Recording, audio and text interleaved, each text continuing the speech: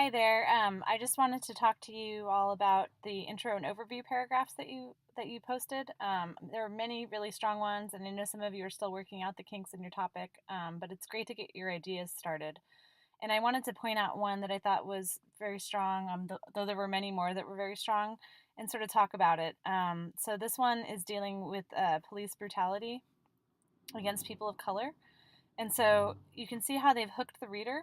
Alton Sterling, Tamir Rice, Michael Brown, Eric Gardner, Philando Castile, Rakia Boyd. So they've started with all of these names that we are familiar with from the news of people of color who have died at the hands of police.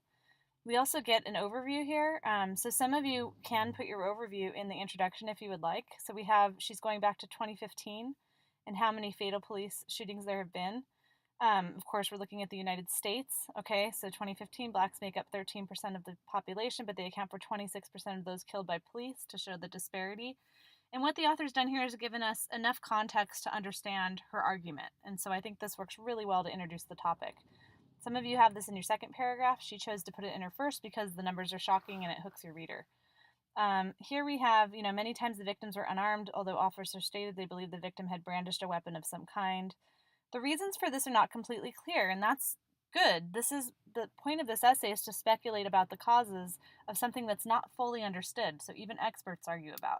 And this is one of those topics that experts still argue about, right? It says the apparent abuse of power and increase in overt racism may have contributed to the unfortunate overrepresentation of police shootings against people of color.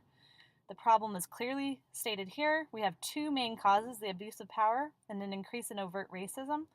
And I'm assuming that the author is going to develop those more later in the essay, right? So why is there an abuse of power? What does that look like?